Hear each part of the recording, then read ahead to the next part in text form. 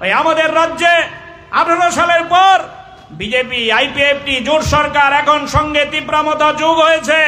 মানুষ যখন জীবনের অভিজ্ঞতায় 6 বছরের মধ্যে বুঝেছে বামফ্রন্ট সরকার এবং বিজেপি সরকারের মধ্যে পার্থক্য, মানুষ যখন 6 বছরের মধ্যে বুঝেছে বিপ্লব বাবু মানিক বাবুর সাথে ওই মানিক সরকারের পার্থক্য, তখন রাজ্যের মধ্যে মানুষ যখন পার্থক্য বুঝতে শুরু করেছে, নতুন সন্ত্রাস রাজ্যের মধ্যে আমদানি হয়েছে। আপনাকে কথা বলতে দেবে না, আপনাকে সভা করতে দেবে না, আপনাকে ভোট কেন্দ্রে যেতে দেবে না, আপনি আপনার নিজের স্লোগান দিতে পারবেন না, আপনি পাড়ার মধ্যে ডিওএফ এর পতাকা লাগাতে পারবেন না, আপনি পাড়ার মধ্যে লাল ঝান্ডা তুলতে পারবেন না।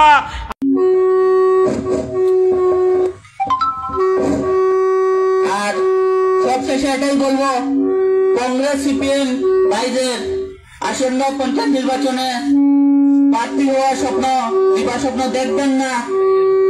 যদি দেখে থাকেন তাহলে এই স্বপ্নকে এখনই গলা ফুটে মেরে ফেলেন। আপনারা কেউ দাঁড়াবেন আর আমরা চুপ হয়ে থাকবো তা কখনো ভাববেন না।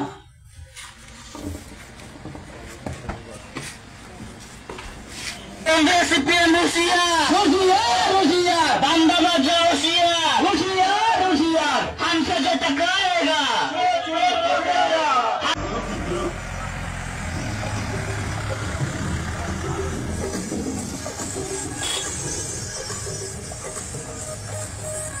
আমি আপনাদের বলবো, এখানে যারা বসে আছেন ভুললে হবে কদিন আগের কথা।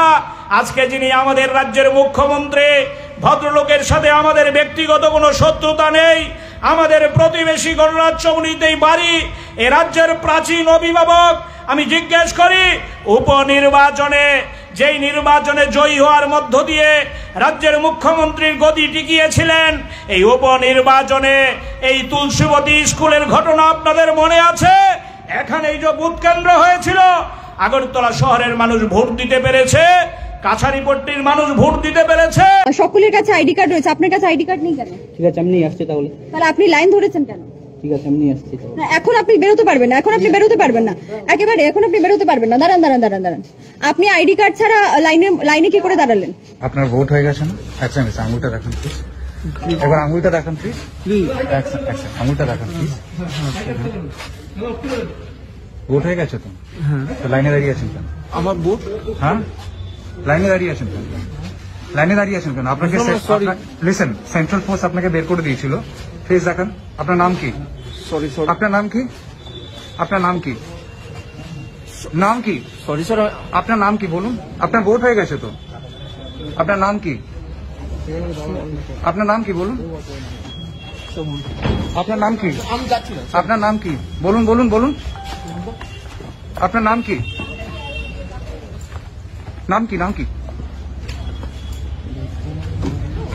হ্যাঁ, নাম কি আপনার?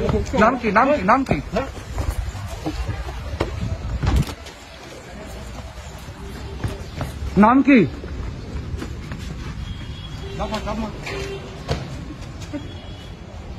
কামানচমনির মানুষ ভোট দিতে পেরেছে।